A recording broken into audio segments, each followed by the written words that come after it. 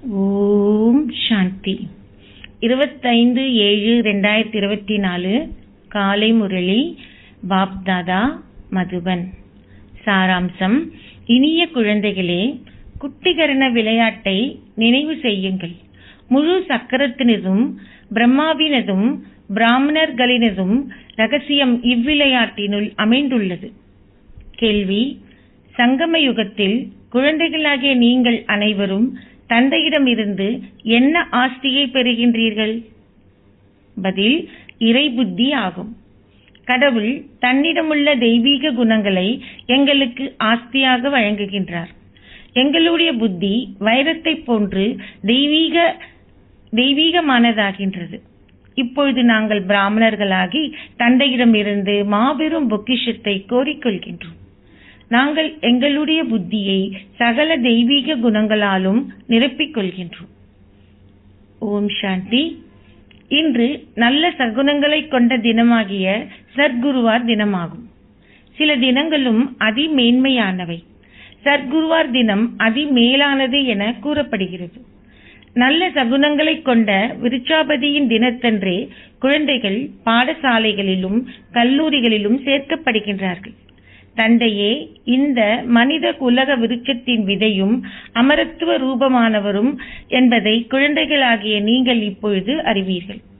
குழந்தைகளாகிய நீங்கள் அமரத்துவ ரூபமான தந்தையின் அமரத்துவ ரூபமான குழந்தைகள். இது மிக இலகுவானது. நினைவிலேயே சிரமம் உள்ளது. நினைவின் மூலமாகவே உங்கள் பாவங்கள் அழிக்கப்படும். நீங்கள் தூய்மையற்றவர்களில் இருந்து தூய்மையானவர்கள் ஆகுவீர்கள். தந்தை விளங்கப்படுத்துகிறார். குழந்தைகளாகிய நீங்கள் எல்லையற்றதும் அழிவற்றதுமான சகுனங்களை கொண்டிருக்கின்றீர்கள். எல்லைக்குட்பட்ட சகுனங்களும் எல்லையற்ற சகுனங்களும் உள்ளன. தந்தை விருட்சத்தின் பிரபு, விருட்சாபதி ஆவார். பிராமணர்களே விருட்சத்தில் முதலாவதாக தோன்றுபவர்கள். தந்தை கூறுகிறார், விருட்சாபதியாகிய நானே சத்தியமானவரும் உயிர் உள்ளவரும் பேரானந்த சொரூபமும் ஆவேன். அவரது புகழ் பாடப்படுகிறது. அவரே அமைதிக்கடலும் ஞானக்கடலும் ஆவார். சத்யுகத்தில் சகல தேவர்களும் தூய்மை கடலாகவும் அமைதி கடலாகவும் உள்ளனர் என்பதை நீங்கள் அறிவீர்கள். பாரதம் சந்தோஷ கடலாகவும் அமைதி கடலாகவும் தூய்மை கடலாகவும் இருந்தது. இதுவே உலகில் அமைதி நிலவுதல் எனப்படுகிறது. நீங்கள் பிராமணர்கள். உண்மையில் நீங்களும் அமரத்துவ ரூபங்களே. ஒவ்வொரு ஆத்மாவும் தனது சிம்மாசனத்தில் அமர்ந்திருக்கின்றார். இவை அனைத்தும் உயிருள்ள அமரத்துவ சிம்மாசனங்கள் ஆகும். நட்சத்திரம் என அழைக்கப்படுகின்ற அமரத்துவ ரூபமான ஆத்மா நெற்றியின் மத்தியில் அமர்ந்திருக்கின்றார். விருட்சபதியாக உள்ளவர் ஞானக்கடல் எனவும் அழைக்கப்படுவதால் அவர் நிச்சயமாக வந்தாக வேண்டும். பிரஜாபிதாவின் தத்தெடுக்கப்பட்ட குழந்தைகளாகிய பிராமணர்கள் முதலில் தேவைப்படுகின்றனர். எனவே மம்மாவும் நிச்சயமாக தேவைப்படுகிறார். குழந்தைகளாகிய உங்களுக்கு அனைத்தும் மிக தெளிவாக விளங்கப்படுத்தப்பட்டுள்ளது. நீங்கள் குட்டி கரணம் அடிப்பதை போன்றே அதன் அர்த்தமும் உங்களுக்கு விளங்கப்படுத்தப்பட்டுள்ளது. சிவபாபாவே விதையாவார். அதன் பின்னர் பிரம்மா உள்ளார்.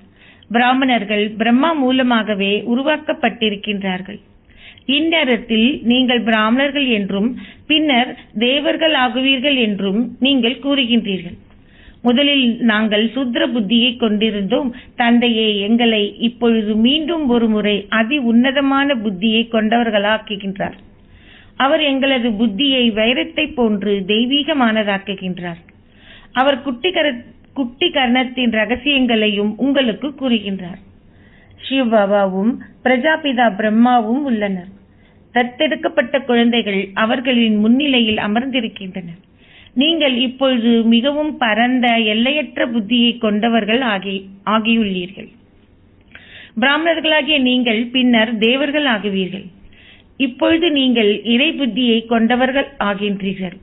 அதாவது நீங்கள் கடவுளிடம் உள்ள தெய்வீக குணங்களை உங்களுடைய ஆஸ்தியாக பெறுகின்றீர்கள். மற்றவர்களுக்கு விளங்கப்படுத்தும் போது இதனை மறந்து விடாதீர்கள். தந்தை ஞானக்கடலானவர். அவர் முதலாம் இலக்கத்தவர். அவர் உங்களுக்கு ஞானத்தை பேசுகின்ற கடவுளாகிய ஞானேஸ்வர் என அழைக்கப்படுகிறார். நீங்கள் ஞானத்தின் மூலமாக சர்க்கதியை பெறுகின்றீர்கள். அவர் ஞானத்தின் மூலமாகவும் யோகத்தின் மூலமாகவும் தூய்மையற்றவர்களை தூய்மையாக்குகின்றார். பாரதத்தின் புராதன ராஜயோகம் மிகவும் பிரபல்யம் வாய்ந்தது. ஏனெனில் இதன் மூலமாகவே கலியுகம் சத்தியுகமாக மாறியது. இருவகையான யோகம் உள்ளது என விளங்கப்படுத்தப்பட்டுள்ளது. அவர்களுடையது ஹர்த்த யோகமும் இது ராஜயோகமும் ஆகும். அது எல்லைக்கு உட்பட்டது, இதுவோ எல்லையற்றது. அவர்கள் எல்லைக்குட்பட்ட சந்நியாசிகள், நீங்களோ எல்லையற்ற சந்நியாசிகள். அவர்கள் தங்களது வீட்டையும் குடும்பத்தையும் துறக்கின்றார்கள், நீங்களோ முழு உலகையுமே துறக்கின்றீர்கள். நீங்கள் இப்பொழுது பிரஜாபிதா பிரம்மாவின் குழந்தைகள் ஆவீர்கள். இது சிறிய புதிய விருட்சமாகும். நீங்கள் இப்பொழுது பழையதிலிருந்து புதியதாகின்றீர்கள் என்பதை அறிவீர்கள். நாற்று நாட்டப்படுகின்றது. நாங்கள் உண்மையிலேயே குட்டிகரணம் அடிக்கின்றோம். பிராமணர்களாகிய நாங்கள் பின்னர் தேவர்கள் ஆகுவோம். நீங்கள் வெறுமனே நாங்கள் என்ற வார்த்தையை மாத்திரமின்றி அவ்வாறே ஆக வேண்டும் என்ற வார்த்தையையும் நிச்சயமாக பயன்படுத்த வேண்டும். நாங்கள் சூத்திரர்களாக இருந்தோம், இப்பொழுது பிராமணர்களாகியுள்ளோம். இக்குட்டிகரணத்தை நீங்கள் மறந்துவிடக் கூடாது. இது மிகவும் இலகுவானது. நாங்கள் எவ்வாறு 84 பிறவிகளை எடுக்கின்றோம், எவ்வாறு ஏணியில் கீழிறங்குகின்றோம், பின்னர் எவ்வாறு பிராமணர்களாகி மேலேறுகின்றோம் போன்றவற்றை சிறு குழந்தைகளால் கூட விளங்கப்படுத்த முடியும். நாங்கள் பிராமணர்களிலிருந்து தேவர்கள் ஆகின்றோம். பிராமணர்கள் இப்பொழுது பெரும் பொக்கிஷங்களை பெறுகின்றார்கள். அவர்கள் தங்களது புத்தியை நிரப்புகின்றார்கள். சங்கரர் ஞானக்கடல் என அழைக்கப்படுவதில்லை. அவர் எவரது புத்தியையும் நிரப்புவதில்லை. ஓவியர்கள் வெறுமனே அப்படத்திற்கு வர்ணம் தீட்டியுள்ளார்கள். அது சங்கரரை குறிப்பதில்லை. விஷ்ணுவும் பிரம்மாவும் இவ்விடத்துக்குரியவர்கள். அவர்கள் லட்சுமியையும் நாராயணனையும் தம்பதிகளாக உச்சியில் காட்டியிருக்கின்றார்கள். இது பிரம்மாவின் இறுதி பிறவியாகும். முதலில் அவர் விஷ்ணுவாக இருந்து பின்னர் 84 பிறவிகளை எடுத்து பிரம்மா ஆகினார். நான் அவருக்கு பிரம்மா என பெயரிட்டேன். நான் அனைவரது பெயர்களையும் மாற்றினேன். காரணம், அவர்கள் துறவு கொண்டிருந்தனர். நீங்கள் சூத்திரர்களிலிருந்து பிராமணர்கள் ஆகிய போது உங்களுடைய பெயர்கள் மாற்றப்பட்டன. தந்தை உங்களுக்கு மிகவும் களிப்பூட்டத்தக்க பெயர்களை கொடுத்தார். விருட்சபதி இந்த ரதத்தில் அமர்ந்திருக்கின்றார் என்பதை நீங்கள் இப்பொழுது பார்த்து புரிந்து கொள்ளலாம். இது அவரது அமரத்துவ சிம்மாசனமும் இவரது அமரத்துவ சிம்மாசனமும் ஆகும். அவர் இச்சிம்மாசனத்தை கடனாக எடுக்கிறார். அவர் தனக்கென ஒரு சிம்மாசனத்தை பெறுவதில்லை. அவர் கூறுகிறார், நான் இந்த ரதத்திற்குள் பிரவேசித்து உங்களுக்கு எனது அறிமுகத்தை கொடுக்கிறேன். நான் உங்களது தந்தை, எனினும் உங்களைப் போன்று பிறப்பு இறப்பு சக்கரத்துக்குள் வருவதில்லை. நான் இச்சக்கரத்திற்குள் வந்துவிட்டால் உங்களை தமோ பிரதானத்திலிருந்து சதோ பிரதானமாக ஆக்குவது யார்? உங்களை அவ்வாறு ஆக்குவதற்கு ஒருவர் தேவைப்படுகிறார். இதனாலேயே எனது பாகம் அவ்வாறு அமைந்திருக்கின்றது. நீங்கள் என்னை கூவி அழைத்தீர்கள், ஓ தூய்மையாக்குபவரே வாருங்கள். ஆத்மாக்கள் துன்பத்தில் உள்ளதால் அசரீரியான சிவபாபாவை கூவி அழைக்கின்றனர். குறிப்பாக பாரத மக்களின் ஆத்மாக்கள் என்னை கூவி அழைக்கின்றனர், வந்து தூய்மையற்றிருக்கும் எங்களை தூய்மையாக்குங்கள். சத்தியுகத்தில் நீங்கள் மிகவும் தூய்மையாகவும் சந்தோஷமாகவும் இருந்தீர்கள். நீங்கள் ஒருபோதுமே கூவி அழைத்ததில்லை. தந்தையே கூறுகின்றார், நான் உங்களை சந்தோஷமானவர்களாக ஆக்கிவிட்டு பின்னர் ஓய்வு ஸ்திதிக்கு சென்று அமர்ந்து கொள்கிறேன். அங்கு சத்தியுகத்தில் நான் தேவைப்பட மாட்டேன். பக்தி மார்க்கத்தில் எனக்கு பாகம் உள்ளது. பின்னர் அரைக்கல்பட்டிற்கு எனக்கு பாகம் கிடையாது. இது மிகவும் இலகுவானது. இதனை இட்டு எவரும் வினா எழுப்ப முடியாது. துன்ப காலத்திலேயே அனைவரும் கடவுளை நினைவு செய்வதாக நினைவு கூறப்படுகிறது. சத்திய திரேதா யுகங்களில் பக்தி மார்க்கம் கிடையாது. நீங்கள் அதனை ஞான மார்க்கம் என்று கூட அழைக்க மாட்டீர்கள். நீங்கள் சங்கம யுகத்திலேயே ஞானத்தை பெறுகின்றீர்கள். அதன் மூலமாக 21 பிறவிகளுக்கு ஒரு வெகுமதியை பெற்றுக் கொள்கின்றீர்கள். நீங்கள் வரிசை கிரமமாகவே சித்தி எய்துகின்றீர்கள். சிலர் தோல்வியும் அடைகின்றார்கள்.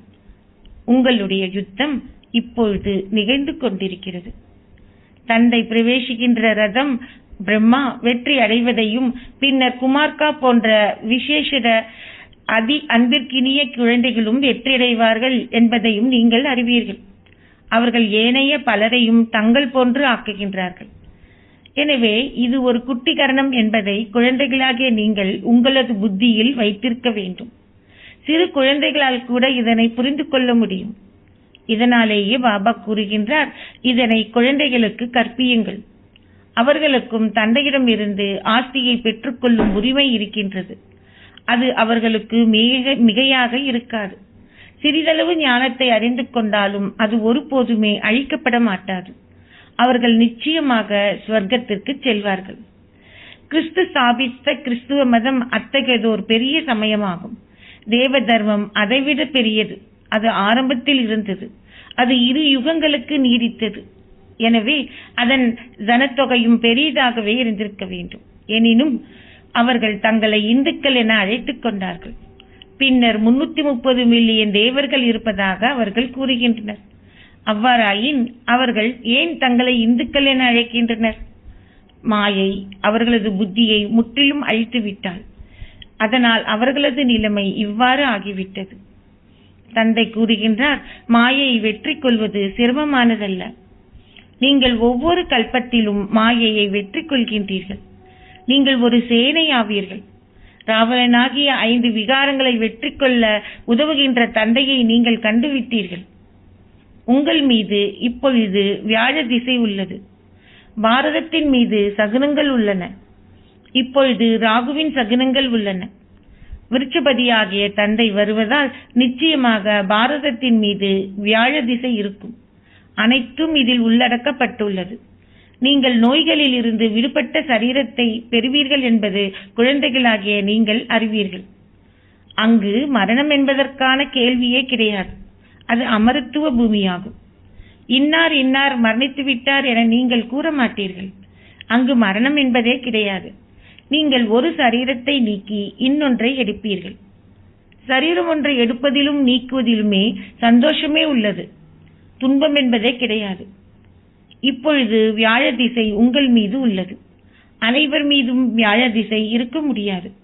ஒரு பாடசாலையில் சிலர் சித்தி எய்துகின்றார்கள், சிலர் தோல்வி அடைகின்றார்கள். இதுவும் ஒரு பாடசாலையாகும்.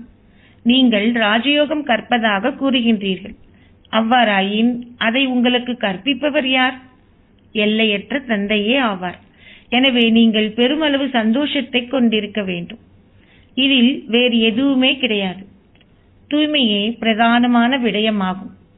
எழுதப்பட்டுள்ளது, ஓ குழந்தாய், உங்களது சரீரத்தையும் சரீர உறவுகள் அனைத்தையும் துறந்து சதா என்னை மாத்திரம் நினைவு செய்யுங்கள். இது கீதையின் வாசகங்கள் ஆகும். கீதை அத்தியாயம் நடிக்கப்படுகின்றது. இதிலும் கூட மக்கள் அனைத்திலும் குழப்பமடைந்த நிலையில் உள்ளார்கள். அது ஒரு மூட்டை மாவில் ஒரு துளி உப்பு இருப்பது போன்றதாகும். அது குழந்தைகளால் கூட புரிந்து கொள்ளக்கூடிய மிக இலகுவான விஷயமாகும். அவ்வாறு இருந்தும் நீங்கள் ஏன் மறக்கின்றீர்கள்? பக்தி மார்க்கத்திலும் நீங்கள் கூறுவதுண்டு, பாபா, நீங்கள் வரும்போது நான் வேறு எவருக்கும் இன்றி உங்களுக்கே உரியவனாக இருப்பேன். நான் உங்களுக்கு உரியவனாக இருந்து உங்களிடமிருந்து முழு ஆஸ்தியையும் கோரிக்கொள்வேன். நீங்கள் தந்தையிடமிருந்து உங்கள் ஆஸ்தியை கோரிக்கொள்வதற்காக அவருக்குரியவர்கள் ஆகின்றீர்கள். நீங்கள் தத்தெடுக்கப்படும் பொழுது தந்தையிடமிருந்து எதை பெறுவீர்கள் என்பதை அறிந்து கொள்கின்றீர்கள். நீங்களும் தத்தெடுக்கப்பட்டவர்களே ஆவீர்கள். நீங்கள் தந்தையிடமிருந்து எல்லையற்ற ஆஸ்தியாகிய உலக ராஜ்யத்தை பெறுவீர்கள் என்பதை அறிவீர்கள். நீங்கள் வேறு எதன் மீதும் பற்றை கொண்டிருக்க மாட்டீர்கள். உதாரணமாக, ஒருவருக்கு லௌகிக தந்தை இருந்தால் அவரிடமிருந்து அவர் எதை பெற்றுக்கொள்வார்? அநேகமாக அவர் 100 முதல் 150,000 வரை கொண்டிருப்பார். இந்த எல்லையற்ற தந்தை உங்களுக்கு எல்லையற்ற ஆஸ்தியை வழங்குகின்றார். குழந்தைகளாகிய நீங்கள் அரை கல்பமாக பொய்யான கதைகளையே செவிமடித்து வந்தீர்கள். இப்பொழுது நீங்கள் தந்தையிடமிருந்து சத்திய கதையை செவிமடுக்கின்றீர்கள். எனவே அத்தகைய தந்தையை நீங்கள் நினைவு செய்ய வேண்டும். நீங்கள் கவனத்துடன் அவர் கூறுவதை செவிமடுக்க வேண்டும். ஹம்சோ, நான் எவ்வாறு இருந்தேனோ அவ்வாறே ஆகின்றேன் என்பதன் அர்த்தத்தையும் நீங்கள் விளங்கப்படுத்த வேண்டும். ஆத்மாவே பரமாத்மா என அவர்கள் கூறுகின்றனர். 84 பிறவிகளின் கதையை வேறு எவராலுமே உங்களுக்கு கூற முடியாது. தந்தையை பூனையிலும் நாயிலும் அனைத்திலும் இருப்பதாக அவர்கள் கூறுகின்றனர். அவர்கள் தந்தையை அவதூறு செய்கின்றார்கள். இதுவும் நாடகத்தில் நிச்சயிக்கப்பட்டுள்ளது. பாபா எவரையும் குற்றம் சாட்டுவதில்லை. நாடகம் அவ்வாறே உருவாக்கப்பட்டிருக்கின்றது. ஞானத்தின் மூலமாக உங்களை தேவர்கள் ஆக்குபவரை நீங்கள் அவதூறு செய்ய ஆரம்பித்தீர்கள். இவ்வாறாக நீங்கள் குட்டி கரணம் அடிக்கின்றீர்கள். இந்நாடகம் ஏற்கனவே நிச்சயிக்கப்பட்டதாகும். நான் வந்து மீண்டும் ஒரு தடவை உங்களை ஈடேற்றுகின்றேன். அது உங்கள் தவறல்ல என்பதை நான் அறிவேன். இது ஒரு விளையாட்டாகும். நான் உங்களுக்கு கதையை விளங்கப்படுத்துகின்றேன். இது சத்திய கதையாகும். இதன் மூலமாக நீங்கள் தேவர்கள் ஆகின்றீர்கள். பக்தி மார்க்கத்தில் அவர்கள் பின்னர் பல கதைகளை உருவாக்கி உள்ளனர். அவர்களிடம் லக்கு குறிக்கோள் எதுவும் கிடையாது. அவை அனைத்தும் விழுவதற்கே ஆகும். அப்பாடசாலைகளில் அவர்கள் கல்வியை வழங்குகின்றார்கள். எனினும் நீங்கள் சரீரத்தின் ஜீவனோபாயத்திற்கான இலக்கையே அங்கு கொண்டிருந்தீர்கள். பண்டிதர்கள் அமர்ந்திருந்து தங்களது சரீரங்களின் ஜீவனோபாயத்திற்கான கதைகளையே கூறுகின்றனர். மக்கள் அவர்கள் முன்னிலையில் பணத்தை வைத்தாலும் அவர்கள் பேறுகள் எதையினையும் பெறுவதில்லை. இப்பொழுது நீங்கள் ஞான ரத்தினங்களை பெறுகின்றீர்கள். அதன் மூலமாக புதிய உலகின் அதிபதிகள் ஆகின்றீர்கள். அங்கு நீங்கள் அனைத்தையும் புதிதாகவே பெறுவீர்கள். புதிய உலகில் அனைத்தும் புதியதாகவே இருக்கும். ரத்தனங்கள், வைரங்கள் போன்ற அனைத்தும் புதிதாக இருக்கும். தந்தை இப்பொழுது கூறுகின்றார், ஏனைய அனைத்தையும் மறந்து குட்டிகர்ணத்தை நினைவு செய்யுங்கள்.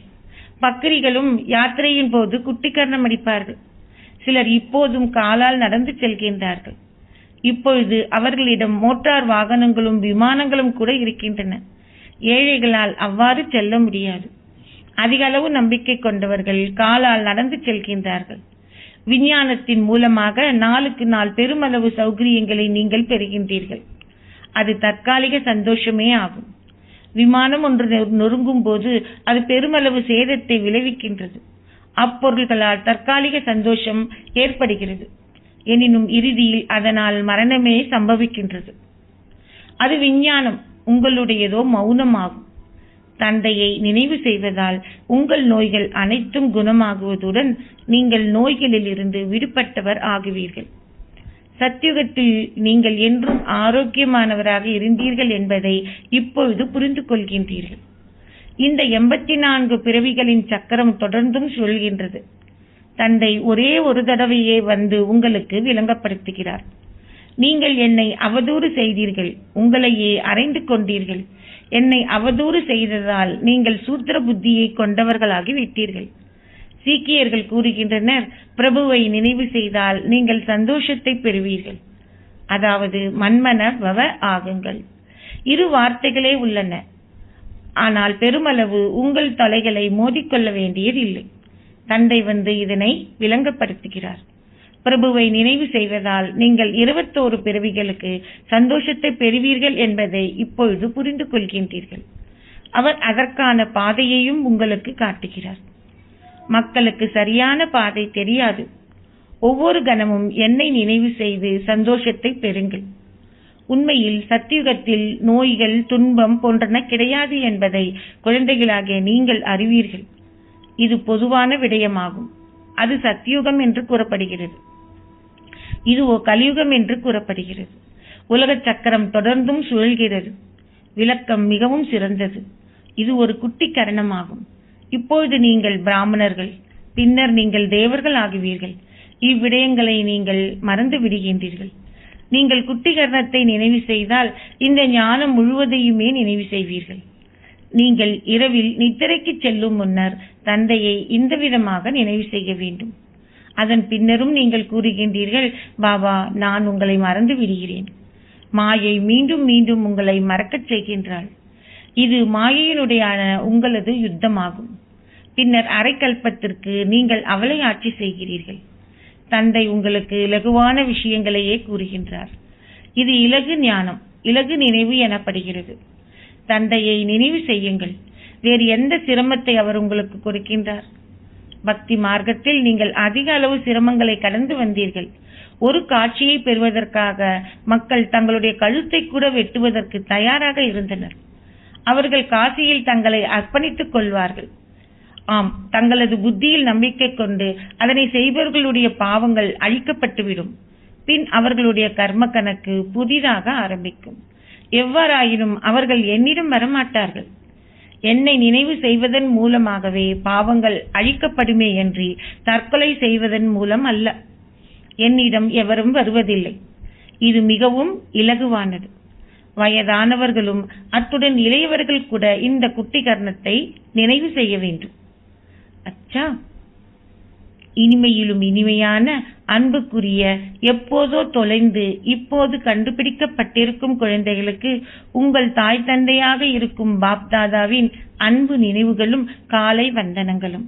ஆன்மீக தந்தை ஆன்மீக குழந்தைகளுக்கு நமஸ்தே சொல்கிறார். ஆன்மீக குழந்தைகள் ஆன்மீக தந்தைக்கு நமஸ்தே சொல்கின்றனர்.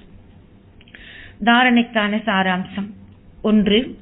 விருட்சபதியான தந்தையிடமிருந்து சந்தோஷம், அமைதி மற்றும் செழிப்பு என்னும் ஆஸ்தியை கோருவதற்கு உங்களை அமரத்துவ ரூபமான ஓர் ஆத்மாவாக கருதி தந்தையை நினைவு செய்யுங்கள். உங்களது புத்தியை தெய்வீகமானதாக்குங்கள்.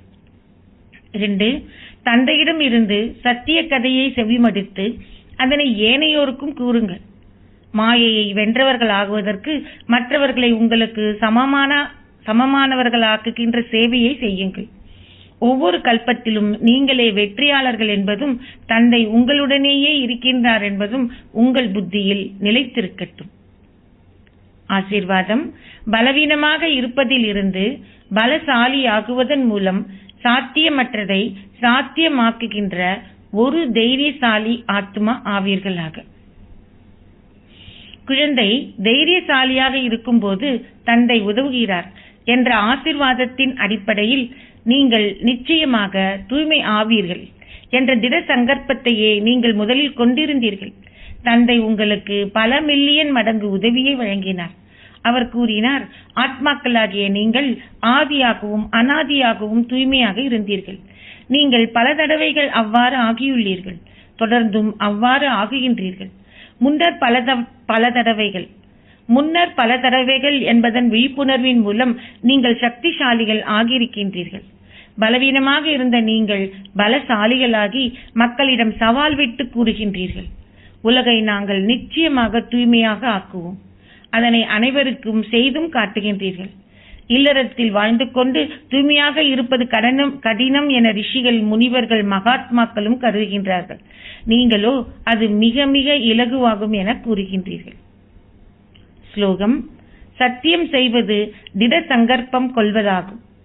உண்மையான பக்தர்கள் தமது சத்தியத்தை ஒருபோதும் மீறமாட்டார்கள்.